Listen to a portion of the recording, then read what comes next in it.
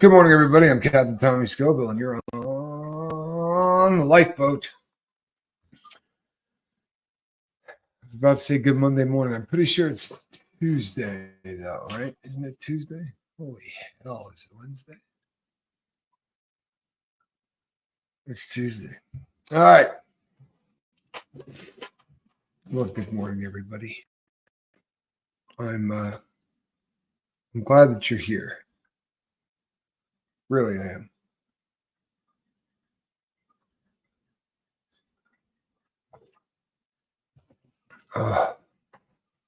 Had a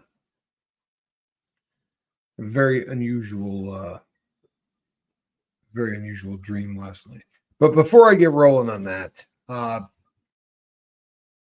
when I showed up this morning, I saw a question from CK that was about getting on Facebook, and I may take for granted that people have all been on it. Here is what you want to do. You want to grab the app. You can go to the App Store, or you can go to the Apple Store, or whatever the hell device you've got. Type into the little search bar Facebook. It is going to pop up. There's probably going to be 3 or 4 different use the first one, right? Click on it, build yourself a profile, very similar to how you did here. Keep in mind that you're going to be finding people, introducing yourself, and often starting to correspond with people. You may or may not want your real name up there, you know. What's funny is if you decide to do anything in your life, they're going to pop off on your real name anyway. I was not born Tommy Scoville. Oddly enough, my brother and I just can't eat peppers like the guy Scoville who came up with the Scoville scale. It's not a coincidence. It's a stage name. Well, at least it certainly started as a stage name. I think at this point, it's probably just going straight to changing the name. Hey, Charlie. Miss V, good to see you. Ponzi. I'm not sure if I've ever seen Ponzi on the boat. Good to see you, Ponzi. Good to see you. Faces of the Moon says, forgive me, I'm not awake. Yeah, that's all good. That's all good. So yesterday, I had to do the whole doctor thing. Clearwater chat, good to see you. I had to go do the whole doctor thing and get all of the results. It's fun talking to medical professionals because they're very frozen. Thank you, Lord. I know I'm choppy, people. Hold on. Hopefully it's going to fix itself. So yesterday, I had to go and talk to medical professionals, and there's something very nice about that. I mean, most people don't like it, but I dig the fact that they know exactly what they're talking about. Even if they don't, they sure as hell come across like they do. They know exactly what to say to sound like they know more about the human body than is possible. And that often gives you a sense of well-being, right? Like, I can trust these people; they're probably not going to kill me. They perhaps they could save me. Perhaps they could keep me on the planet longer. Maybe I'll take the medication that they want me to and do what they ask, drop some weight or whatever the case may be. Or in my case, I think now put some weight on, which won't suck, right? It's a lot more fun than losing it. However, when we get above here, right? When we get up into this area, they've come a long way. That what they can do now with imaging on the brain to get a look at what the brain does when it's firing, right? As opposed to, autopsies and biopsying the brain and slicing it really thin and looking at it under. The best possible case scenario is to look at the brain when it's actually working, right? And the computers are allowing scientists to do that now. Make no mistake, people. The brain is not your friend if you're trying to remain sober. It isn't especially the longer that you have been addicted to your substance of choice or your habit of choice. I mean, right, whatever it is.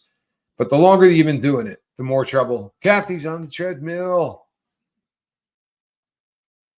Good to see you. The longer you've been doing it, the more difficult it's going to be, right? And here's why. We talked about this. We touched on this on yesterday's show. But if you start breaking it down from the very top, right? The brain was designed to make sure that we stick around, right? Not just, you and me, but the human race. That's how the brain was designed. So we've got we've got all of these mechanisms in there that are designed to make sure that we're doing things that are going to make sure that the human race continues, and then we're going to stop doing things that may cut down on the human race. At least that's always been the way it's been in the past. Now, maybe not so much, but that really is how we are designed, right? So there are chemicals in the brain that do things at certain times to ensure that that happens. For instance, you see a girl or a boy and the object of your affection, and you look at them and you think, there's never been anybody more beautiful than that person, ever. Like, that's it. You get this unbelievable rush of brain chemicals, right? Instantly. For all intents and purposes, you're getting high, right? You're getting high on affection, on love. If you get that far, no joke, right?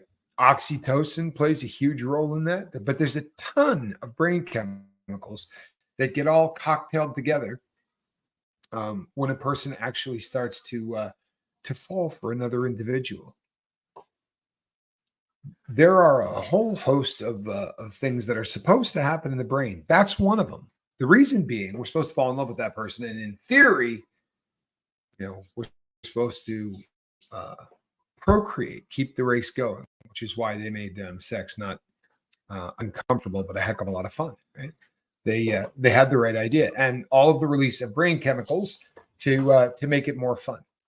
We've talked about it a billion times, but when your child is handed, you're never going to get a bigger dose of brain chemical ever. That's going to be the top of the food chain, unless you happen to be a drug addict. But in the normal world, that is the top of the food chain for the reward center of the brain. Doctor comes in, hands you this little bundle of joy. Everything flushes down at once, right? And the idea is it's supposed to bond you to the child.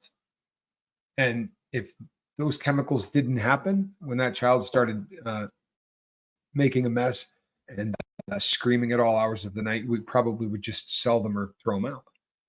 But there's that bonding. There's that thing that happens that is just over the top, right? There's nothing in the world that makes you feel like that until heroin comes along or cocaine comes along or your drug of choice. Because when your drug of choice fires in the brain, the exact same thing happens.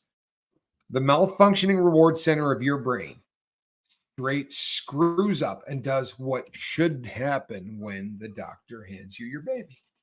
Except this time it's a gram, right? Or it's a teener, or it's an 8-ball or whatever, right? Bigger the bag. It doesn't always work that way. But all of a sudden, the brain kicks in and does the same thing. The most important thing in the whole world, Tommy, just got put in your hand. The most important thing in the whole world just got put in your hand, and you got that bag of dope. And it's funny because you sit in the parking lot. And for those of us whose drug of choice is one that has physical dependency, like you get sick if you don't have it. So you're sitting in a parking lot and you're waiting for a drug dealer to show up, not so much with something to get you high. I know very often people think about all drugs are, you do the drugs and then you're like, and it's just so much fun for your entire day. And with heroin, that's really not the case. Usually what's happening is you're just doing it so that you can get to a base level of being able to walk around without vomiting, kind of a thing. But you're sitting in a parking lot, you're shaking and throwing open the car door to vomit and just having a really bad time. And you know that when that dope gets there, you're going to be biting the top off the bag. You're going to be cooking it. I mean, there could be a cop parked next to you. You're not looking around. You're not doing anything because you become myopic. You're going to cook that stuff. You're going to get it into whatever. However, crazy thing happens when you get it in your hand. All of a sudden, you're like, drive to the house. Be a 10-minute drive. I'd be with my friend Jack. I'd be like, let's just go to the house and do this. There's no reason to do this in the parking lot. 30 seconds earlier, I was dying, right? I would have killed him for a bag. Just shaking. But now, just from having it in my hand, I can go 10 more minutes and I'm not stressed. And this happened all the time. And on the drive home, we'd be clowning and laughing. And the power of having it in your hand? No. The reward center of your brain goes, holy hell, we got it. We got it. And the act of getting that dope is just as important as doing the dope. You understand? If it doesn't reward you for scoring dope, well, then that's not going to be one of the most important things in your life, is it? Hey, celebrating 5 years. How about that? How about that? Congratulations. That is absolutely awesome. That is worthy of the participation trophy here at the Lifeboat. This is the official one. And it is official because I say so. Celebrate my 5th anniversary clean. 5 years is a very long time, people. It's a very long time. Congratulations. That's a lot of crack storms that you endured. That's a lot of times where it would have been a lot easier to cash in the chips and just say, I'm gonna let the dope take this away today. Remember that old Calgon commercial?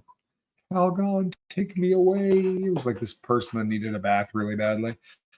Like the relaxation of a bathtub was going to make life perfect for this individual. And well, sadly, benzos and cocaine and heroin do the same thing for a lot of people. Come here, squirrel. But that's really what we're looking at. So this malfunctioning reward center of the brain, which will reward you not even for doing dope, but just getting it in your hand. How strong is this? How strong is this? Well, so now we know we got 2 dual actions going on in the brain, right? When you get high, there are 2 completely separate things going on. One of the things happens to be the drug, right? And my drug of choice was heroin. So we're tripping the mu receptor, right? That mu receptor gets turned on and it flows all this lovely chemical down into your body that makes you feel like Superman or Superwoman or whatever. But the second aspect of that was the one that kept me from freaking out when I got the dope in the car, right? Or the truck. Why can I now wait 10 more minutes? Why did I not have to get that thing into me right then, right? We can't wait. Can't wait another second. Cannot wait another second. It's put in your hand and you go, yeah, screw it. I could probably do another 10 minutes. What's the big deal? Well, we're really grateful to have you here with us. I mean that. And you know what? You're an inspiration to me, and I'm sure to a lot of other people. 5 years is a really, really long time. And every time somebody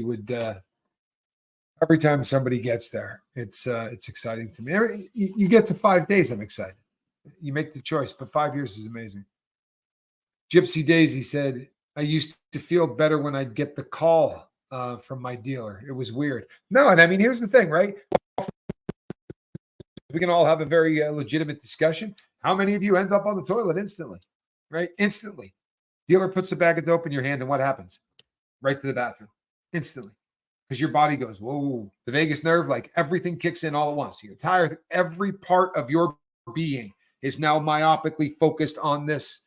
It's so real. It's so there. You're like, you know what? I got to go to the bathroom. I got to go to the bathroom. There are people that, I got friends. You talk about cocaine long enough, they're going to go to the bathroom. I've told this story 100 times on the boat, but I used to work when I was really, really young. I lived in Texas, and I was a teenager, late teens. I lived in Texas, and I used to drive across this bridge. It was called the Egret Bay Bridge in a little town called Clear Lake, Texas.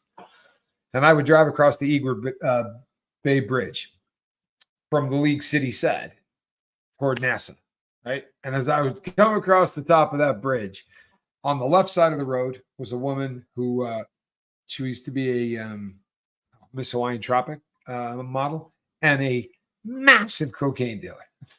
Sold all kinds of coke. On the other side of the street was her connection, right? lived in a different apartment. That she got all of her stuff from him. But I happen to know him really well too because I played golf with him. He was actually the pro at the golf course that I worked at as a youngster. Even when Spanx Calhoun was about a year old somewhere in there. He might not even been born yet. But my partner and I decided that we were going to quit doing cocaine, that this had to stop. We were wicked out of control and decided that was it, no more. Yep, nada. And we had to, in order to get to our office, which was on one side of the lake, we would have to drive around the entire lake. Because if we went across the Egret Bay Bridge, we would both have to stop and go to the bathroom. I'm not kidding you. Like, and there was a restaurant at the end of that street, an Applebee's, and we would pull in and go to the Applebee's, and there was no way not to. The body we were so programmed that. So to avoid doing that every day, we would just take about another 10 minutes to go around the lake to get to work. But that's the power of the mind. Do you understand? This is an evil SOB of an entity, right? This thing inside your brain. If it's not working correctly, if it's not working for you, if it's working against you, this is rugged. Like there's no way to put more on this than I already am, right? I could keep talking for days. But the truth of the matter is your brain does not want you to get sober. It doesn't. It doesn't. It wants the baseline. It wants what you have done. It wants you to continue to do what you do. It doesn't like change because it has to work. And you know what's the best thing you can do for yourself? Keep your brain working, and what happens? Right? You see these people who are 95 and you talk to them and they are just, as fast on their feet, quick. You're like, this person hasn't lost a day. I'll be honest with you. Mama Scoba would scare the hell out of you. She's just as sharp as a tack. Drugs and alcohol will make you liars, cheaters, and burglars from the ones you love. Well, it certainly did that to me, Stephen. It certainly did that to me. You know what? I was watching a good one last night on the YouTube. I was on the interwebs, farting around on YouTube, and I was watching The Gray Zone. It's a pretty new show that is up and running. The brain strives to, but they were talking about people who are heroic, and I think that word gets tossed around sometimes. I think sometimes it gets tossed around too much. I think we've become a society that's so jacked up that if you just do the right thing, people call you heroic, right? I think there are people who do things that are above and beyond, right? People who do things other people that other people wouldn't want to do, or other people would refuse to do that kind of thing. Or people who are super selfless, that kind of stuff. But we throw that word around a lot. And I think we need to be careful with it. Don't think it's heroic. If you see a dad taking care of his kid, that's not heroic. It's not. It's what you're supposed to do. So it's exactly what's supposed to happen. God bless you. Good dude. Love you. Doesn't make it heroic. Sorry, just had to get that off my chest. That one. Yeah. Especially if, all of us have a past, right? All of us have a past. And, sometimes you hear that stuff and you go, and it sends a shiver down your spine. You know what I mean? Snot face. Good to see ya. I love saying snot face. It's one of those things that is so much fun to say. You know what I mean? I feel like a little kid, like there should be a teacher somewhere yelling at me saying, how dare you say that? You can't call someone that. Snot face. That sound like something you get in trouble for calling someone in first grade. To me, that's what it sounds like. All right, so what do we do with this malfunctioning reward center of the brain? Well, coming to grips with the fact that the brain is not your friend is a damn good start. Coming to believe that the brain would rather have you get high than not get high is a really good start, because we as people start to believe that we can rely on this thing, right? If I can get the drugs out of my body, What is that going to take me? Like 72 hours, right? What, call it 7 days, whatever. So a 7-day detox, right? I do a 7-day detox. I get clean. I get everything out of my body. I'm good, right? I'm right as rain. Back to work. Everything's good, right? Well, for some people, it works that way. For some people, it works that way. We call them normies. And more often than not, they can go right back to a normal life, even if they've become physically dependent and they've been abusing drugs for a long time. You can abuse drugs without being an addict. Make no mistake. You can be a jackass and abuse drugs till they kill you and not be an addict. It's a very strange paradigm, but it is a fact. But the physically dependent person versus the person who's addicted, right? You get that 72 hours or that 1 week off. All of a sudden, the drugs are out of your system and everything else, and you get this overwhelming feeling like you're going to die, like your skeleton is going to jump out of the skin that's holding it in place and run out of the house, right? That everything in the world is going to come to an end if you can't get that bag of dope. Right? It doesn't matter. People, you could be in a room full of people who are talking. You could be at work, people doing, and you're hearing the Charlie Brown teacher thing for real. Everybody that's talking to you, you're going the wow, wow, wow, wow, wow. What you're hearing is, I need a bag of dope. I need a bag of dope. Ben Turner, absolute bingo. Ben says, oh yeah. And your brain gets put on a loop, what we call around here, Ben, we call those ants, right? An acronym for automatic negative thoughts. And those automatic negative thoughts start to take you apart, literally, like bolt by bolt, disassemble you. So your brain keeps replaying limiting beliefs like, I'm not good enough. Mom didn't love me as much as she loved my brother, right? I'm not a good person. I'm too short. I'm lousy in bed. Whatever the button that needs to be pushed. And you understand that the reason your brain is doing this, the reason that the automatic negative thoughts are doing this is one purpose and one purpose only.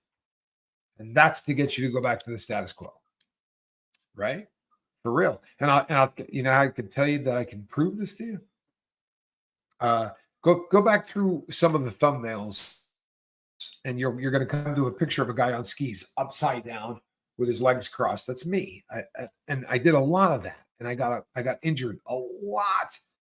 Got a lot of surgeries. I can't even begin to tell you how much of my life I spent like recovering from a surgery. You miss a back flip and things are bad. You over rotate when you put your arms down and both shoulders are gone like that, and you're in the next day and they're cutting on you. And, you get a lot of dope, right? And you constantly stay in this fog. So I have all of these injuries, right? Well, the automatic negative thoughts is one thing that your brain will do to try to get you to go get high, right? But it will also go to the easiest method. And for me, especially in the beginning, the easiest method was, if I just make his knees hurt, like there's no tomorrow, he'll just think he really needs pain medication. And it got to a point where it would just like the pain walking on my knees would be unbearable. Thing is, the pain wasn't there. It's a hard one to wrap your brain around because it's quite real. I mean, you can absolutely feel it. The pain is, there is a chemical reaction going on in the brain that is causing me to feel the exact same pain as I would have felt the day that I injured that knee the first time. And my brain says, piss off Tommy's knees. He'll do some dope. Only, you know what? Tommy learned a little, got a little sobriety under his belt and said, no, I'm not going to. And believe it or not, it will stop bothering your knees. It will get to a point where it's like, all right, that's not going to work. And I've had a lot of surgeries. There's not too many places on my body that I haven't broken or done something to. And my brain will go through all of them. And that worked for a long time. And then when I got to a point where I was like, you know what? I learned other things that I could do to treat the body. I became very flexible. For the first time in my life, I became ludicrously flexible. For a guy of my size, you would not believe some of the positions that I can get my body into. I got very, very into yoga. And I did a lot to try to get my my body in order. Started eating better, started losing weight, all of those things. And it worked. It worked. Then the brain, which is not your friend, starts to work with the automatic negative thoughts. And then you get the, you know what, you've been here before. Feeling like $1,000,000, right? You're sober. How many times has this happened? What's going to end with you with a needle in your arm? It always does. Why waste your time, man? There's dope here right now. We could be having fun, right? You're not going to make it. I mean, yeah, you might make it a year, miracle, you might make it 2, but you are a heroin addict. Tommy Scoville, that is what you are. That is what you are always going to be. And yeah, those automatic negative thoughts never stop. They literally never stop. So you got to replace them. And if you got to be Stuart Smalley for a little while, and if you got to walk around for a little while, because automatic negative thoughts are negative. There's no such thing as automatic positive thoughts. You have to positively make a decision to do them.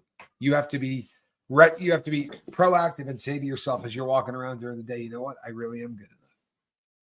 I'm worthy of love. I'm worthy of love. I'm as good as everybody else on the planet. We have a disease that causes people to often hate us for having it. That's a difficult thing to wrap your brain around. No, make no mistake, people. The individuals in my life, she was so much like to just lay on the keyboard because it's warm. But we can't have that. Yeah, the drugs reprogram your brain to make the drugs your number one priority. You're absolutely right. And what it's doing is it's making you comfortable in your own skin, right? All of the problems in the world go away when the plunger hits the bottom. Kitty, you're driving me nuts today. Come on. Squirrel nut, what's up? Be a good kitty. Be a good girl. Yeah, all of the problems of the world go away when the plunger hits the bottom, right? That's it. It's over. Or right, 10 and 2, 10 and 2, 10 and 2, 10 and 2, 10 and 2. A couple of you are going to get that one, right? Statistically, probably about 30% of you will get that. But whatever it is, all the problems go away, right? I've said this a million times. Drugs give you nothing. They take away. And they take away your problems. Sadly, they only take them away for very short periods of time. Really short periods of time. And then what? Well, and then you end up in prison. Then you have to pay the piper. Then you have to sit down and go through all of the problems that you created in 46 years of being a drug addict. I'm not done. I know I'm not done fixing all of the problems. I'll be fixing them forever. However, I'm making a concentrated freaking effort to change my life. You see, I've upped my game in the gray matter department, right? In the brain department, I've upped my game. And I don't mean I got any smarter, because I assure you, if anything, I'm sliding in the wrong direction. I'm not getting any smarter. I'm getting dumber. And that's just, I think, one of the affectations of getting older, I guess. Right? It's one of the things that happens as we get a little longer in the tooth. I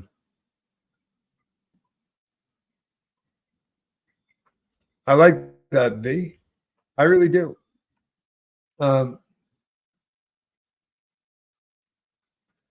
Steven, I'll tell you this. The two of you are absolutely right. Miss V says she always felt like she was, helping people, meant she wasn't being selfish. And there's absolutely something to that. But Steve says it is the quickest way to recovery for yourself. And there's so much truth to this. And the reason is, once again, Mr. Brain, right? Or Mrs. Brain, right? I think I would like to refer to her as Mrs. Brain in my case, because she hates me. Yeah, you know what? Truthfully, the sad thing is this: you actually get smarter as you get older. You amass way more knowledge. I mean, truthfully, you get a lot smarter. Truthfully, as you get older. Sadly, you don't fire as fast. You know what I mean? You're not as quick on your feet, and when you were a kid, you could you talk to people, and the banter was you were really quick. The older you get, that kind of goes away. So I enjoy talking with people who are younger than me. They're usually a lot more fun to talk to. Honestly, especially if you're looking for a little witty repartee, it happens. Smarter but more forgetful. Yeah, that might Nancy. That might sum it up, I guess. Well, I'm definitely more forgetful because I used to be not really forgetful. Period. Okay, so I get up here every day in the morning, 5 a.m. I come on here. I do this thing. We interact with each other. I spend about an hour. Most of the time, I spend an hour. There are days that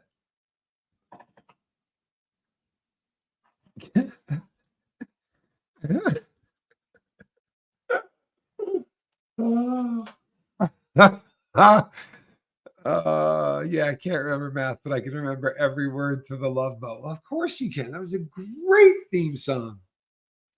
That's a great theme song. Oh my God. I want to tell you something. No joke whatsoever. I can sing every theme song to every every television show prior to 1990 ever. Ever. I used to have the greatest memory of the entire world. I used to have a memory that you could study. I used to have a memory that was gifted in ways that you can't imagine. But I took way too many shots to the head, with the skiing and the well, skiing, football, fist fights, like just a long series of head injuries, one right after the other. And if you're a young man or a young woman listening to this and you do extreme sports or whatever, do every precaution you can. We didn't wear helmets. We didn't do any of that stuff. And, when doctors say things like you're really going to be paying for this later on in life, they're not kidding. It really happens. You absolutely will be paying for it later on in life. So what are we going to do to up the brain? Because I've been able to, truthfully, I've been able to get myself into a position where I'm far more comfortable because the base level of my brain has changed. And the base level of my brain has changed because I did the things necessary to make that happen, like journaling, like getting up really early in the morning and making my bed and having a routine that I did every single day doing the exact same thing. Having there be no, well, this day I might do that. The next day I might do this. And this day, no, man, I get up in the morning, I do my routine. Why? Because the old guy didn't. Right? My new friend, I have a new friend. And my new friend would prefer I don't do the old new you thing. In a younger version of myself, I sure as hell didn't do any of those things, right? When I was in active addiction, I didn't make my bed. Right? I didn't do anything even remotely like that. And now that I'm sober, I'm going to do things that proclaim to the world that I am sober. Hello, Brandy. Miss V, I do not even want to know how the term pork pelvis came to be written in your with a emoji. I have no idea what you're talking about. Don't want to know what you're talking about, V. Honestly, that one stays where it is. Leave it right there, V. Right there. Brandy George says, Captain Tommy, do you feel like prison helped you grow from your mistakes? So, Brandy, I went to prison 3 times. The first time, I had a very short prison sentence. It was a state sentence, and I was let out very quickly, even quicker because I saved somebody's life. After they got, I stopped the bleeding in somebody's head, and they actually terminated my prison sentence early.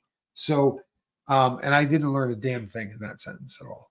I really didn't. And the second time I went to prison, I went for bank robbery, and the first one was for possession of stolen property. No, but something along those lines, burglary, something along those lines. Yeah, embezzlement. So I don't remember exactly what they called it, but it was a theft.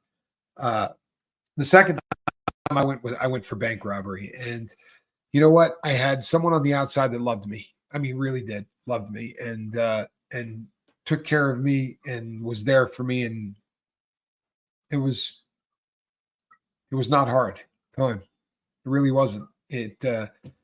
I went through there with a whole lot of hope, which is a terrible thing to have in prison, no joke. But I went through that sentence with a lot of hope, and I knew I had a wife waiting for me, and really a very unusual situation. And no, I didn't learn a damn thing. Sadly, I learned nothing. And then when I went back the third time, I went on uh, fell into possession of a firearm, but I was fell into possession of a lot of firearms, and I was selling them illegally, and I got a long prison sentence, and I learned more on that prison sentence than I could have learned in 4 or 5 lifetimes of not being incarcerated. On that prison sentence is when I got, beat, sort of tortured, and yeah, I went through a very different prison experience the third time. The third time's the charm. I got sent to some places that broke me. It's plain and simple, that broke me. And then at the right time, Lewisburg. If you ever want to take some time to research Lewisburg, Pennsylvania, the prison there. There was a group of lawyers they call themselves the Lewisburg Project, who successfully got them to basically change or shut down the special management unit. But I was a graduating member of the SMU, and it was the worst prison you could possibly imagine. The things that they did to the inmates there. When I tell people, nobody believes me, but go to the Lewisburg Project. You can look it up and read it. I can tell you the stories, but you're not going to believe me.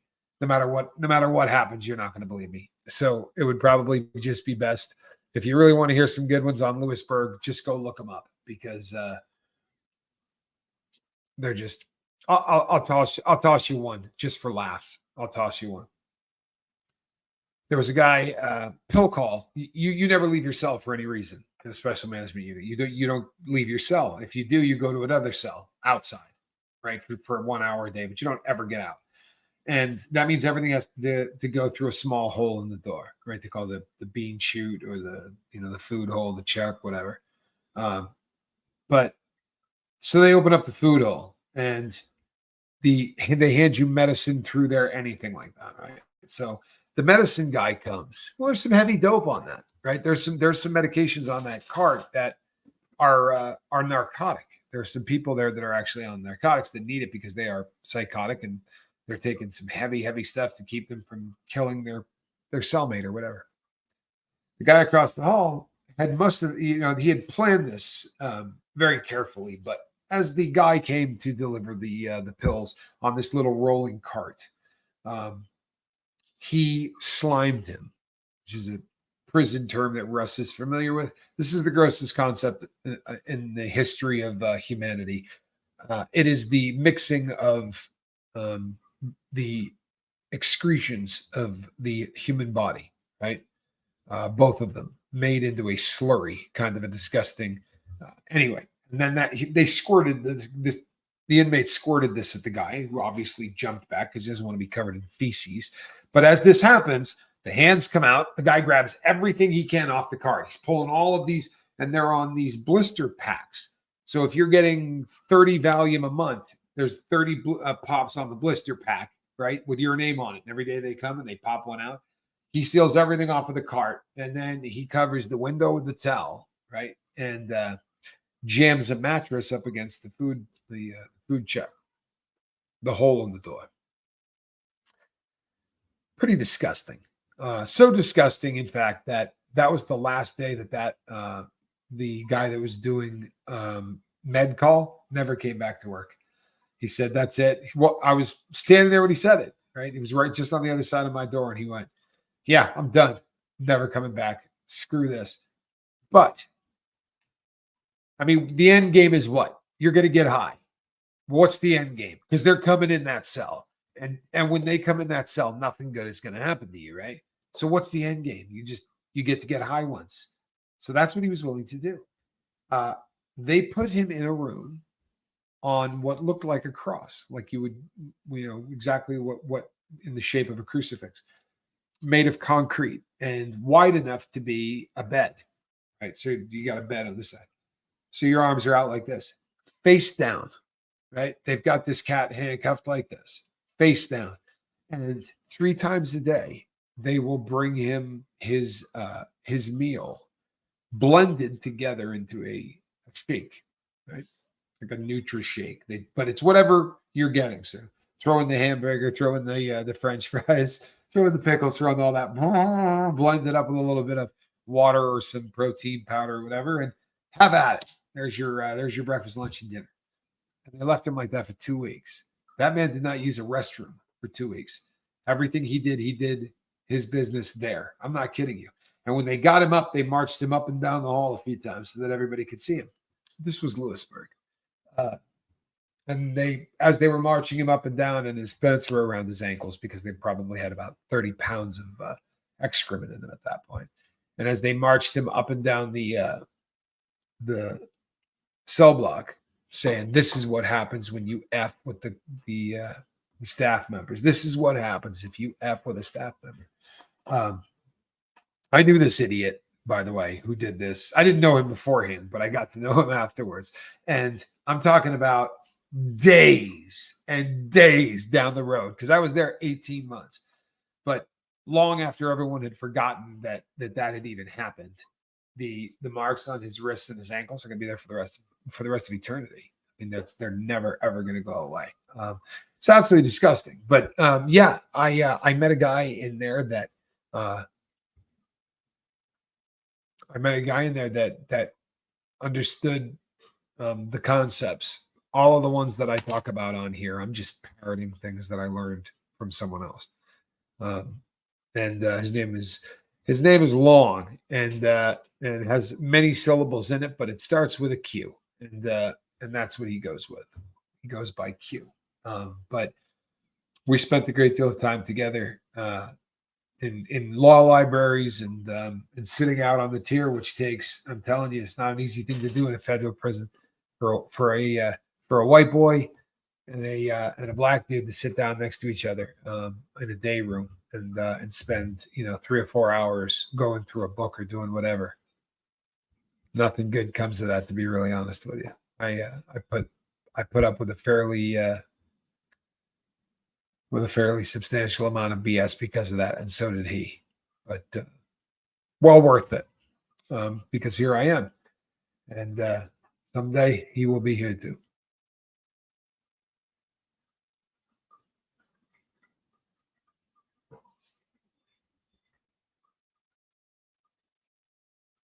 Guacaholic. I actually just emailed Tommy about this morning. So we shall see. I know I'm ready to share. I'd love to have you on, man. I love having on anybody that when people are ready to come on. There is a point in sobriety where you feel the need to articulate. Doesn't happen to everybody. Hey, Steven, thank you, man.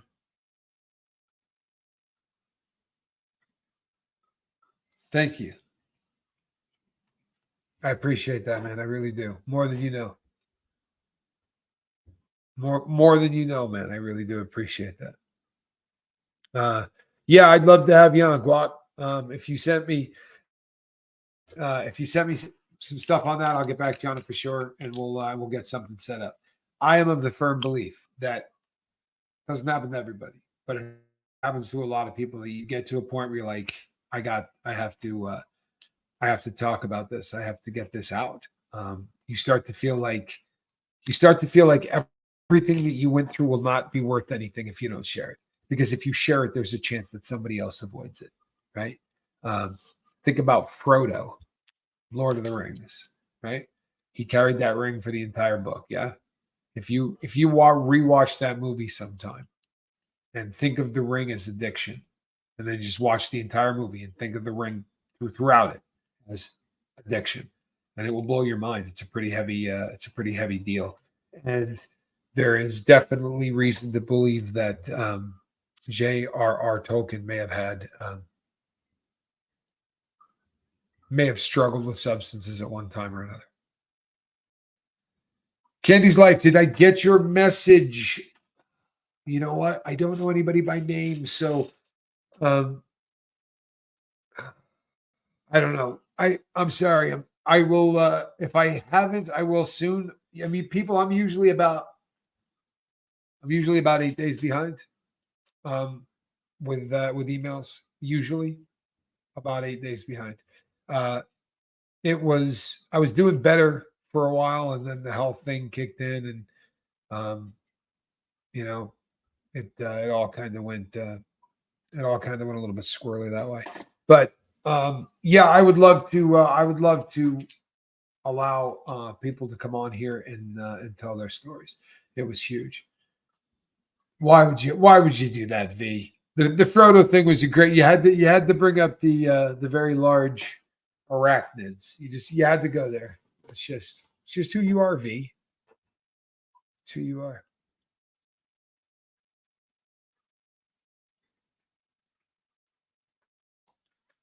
You know what? I laugh at my own jokes all the time.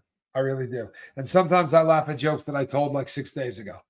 You know what I mean? I'll be in line at the post office to mail something and it'll hit me and I'll be like, that was good. That was a good one. Sorry, I amuse the hell out of myself. Maybe not too many other people, but boy, oh boy, do I amuse myself. It's okay, Janice. We record these things. You can come in anytime you want.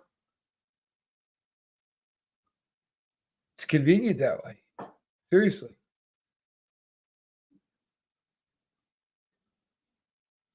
Gollum is definitely a junkie. Okay, no question, right? Gollum is definitely a junkie. Now, take that a step further, right? When we get to the very end of the book, what happens? Well, they're all gonna live in the world that was saved, right? But Frodo's not going, right? He can't because he's never the same, right? He survived. He survived carrying the ring as long as he did. But so what did Gollum carry it? Gollum carried the ring for a couple of 100 years. He had it a really long time. And the longer the addiction, right, the more it kicked the hell out of him. You saw it. But the one of the most interesting parts of that to me was Boromir in I think it's in the Twin Towers. It might be in the Fellowship of the Ring. It might be in the first film. But he sees that ring and he gets a hold of it for 1 second and he thinks all of it, the power, all of that. Same thing happens with the that lovely woman played by Kate Blanchett. Although blondes sworn off them. Sorry, sworn off blondes. Hey, yeah, just doesn't work out very well for me in the past. Hey, Luke Skywalker. Good to see you, man. But if you rewatch that film, it will really change how you look at it because the ring, the ring is the absolute perfect metaphor for addiction throughout that entire thing. But at the end, when everybody moves on, he says, "You know what? We set out to save the Shire, and we did, but not for me." Right? And he talks about specific things that happened. When he got stuck on. It's been I'm still feeling it X number of years later or whatever. There's really some heavy stuff, but um, if it helps. Thank you, snot face. Thank you. That's her name. She was lovely too. I don't know what it is about pointed ears, man. I don't know. Maybe the Vulcan in me, but the pointed ear thing. I don't know. Something really really sexy about a elf woman with pointed ears. Apparently, all elf women are blonde. I think they're all those elfish women are all Swedish. Aren't? Oh no, I take that back. There was a brunette. There was a brunette. I'm wrong, and I'm glad that I took that back because you know what? I'm going to get a whole lot of people that are going to correct me, but I corrected it first. Poor Boromir, you must destroy it. No. Well, yeah, and that's the thing, right? Um, you get to the very end. I mean, that's addiction, isn't it? There's a great question that's been asked by everybody that has ever had anything to do with recovery, right? And the question is this: we go back to my magic dice. Die. This, right, is a pill. You take this pill. Liv Tyler, thank you. Susie Q. She also looked lovely with the whole ear thing. Pointed ears. Pointed ears. You know what? How could she have been that lovely and have Steven Tyler for a father? Is really incredible. Anyway, because he's frightening to look at. He kind of looks like my aunt now. This pill will make it so that no drug will ever get me high ever again. Right? I take this, I swallow it, and done. Never again. I can stick needles in my arms. I can do anything, and I will never get high again. Will you take this? Seriously, that's the question. I got a pill right here. You will never, ever get high again. You want to take this? What would you do? Yeah, Two Towers is absolutely the best of the lot. Guacaholic, absolutely the best of the lot, and I am so glad that I got to watch that trilogy probably 5 or 6 times before my brain thing.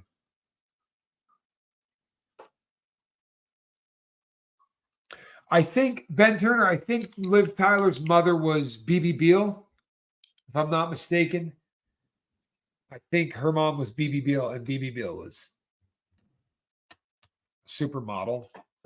She comes from good stock, at least on half of the family. Debbie Logan says, no.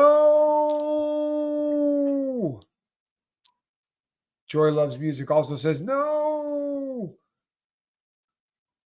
And now I'm going to have to go binge watch it. Hey, Donna, it could be so much worse, man. That's such a good one to go binge watch. It really is. Such a good one. So, would you take it? No, you wouldn't take it? You wouldn't take it. I would pay somebody, right? Here's 50K. See this thing? Before the end of the day, get this thing shoved down the back of my throat because there's no way I would take it. There's no way I would take it.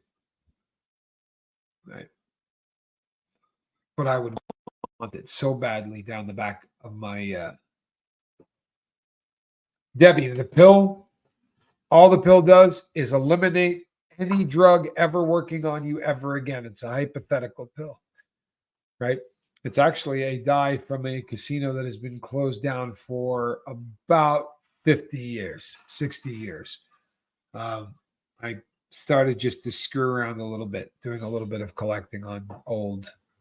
When I lived in Nevada, the stuff was everywhere, so I started. But it's a hypothetical question that is asked very often in drug rehab. If there was a pill, and you took that pill, and it would make sure that you could never ever get high again, would you take it?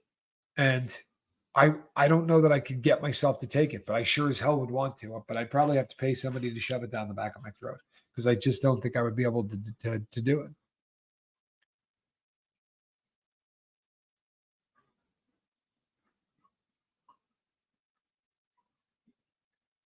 You know what? Jeremy Shelton has played before. This is not Jeremy's first go around. Jeremy says, my favorite part of Return of the King is when Kirk used his phaser on Khan to save Vader from the dark side of the Shire. Well played. Well played. Seriously, well played. It was Spock, however. They used his phaser on Khan. I actually have somewhere. I have an Enterprise, and when you press the little button on the top of it, it makes like 6 or 7 different sounds, and one of them is him is Kirk yelling "Khan." It's the funniest thing ever. Every once in a while, I just got to hit it for a laugh because that's one of the funniest things.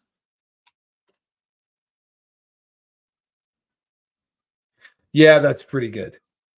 When when Aragon tells the hobbits that the other line that was great is when he says they've got a cave troll. He says it like, lovely. Oh, they've got a cave troll. Speaking of cave trolls, come here, Stinker.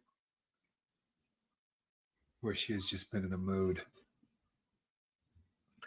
doesn't like it when I disappear for a day, or two. So by me going to the doctor or doing whatever, she gets all kinds of nasty and doesn't treat me nice for a while.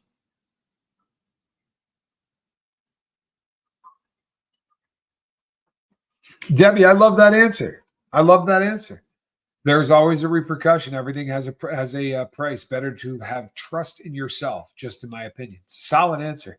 Now, this is when the jerk in the with the letters after his name says, "This is in this hypothetical. There's no repercussions. All we're doing is snapping the fingers and making it so that you are immune to all drugs. Would you like to be immune to all drugs as a concept with no repercussions?" You don't have to answer that. You know what? I wouldn't. I wouldn't. I don't get high because I choose not to get high.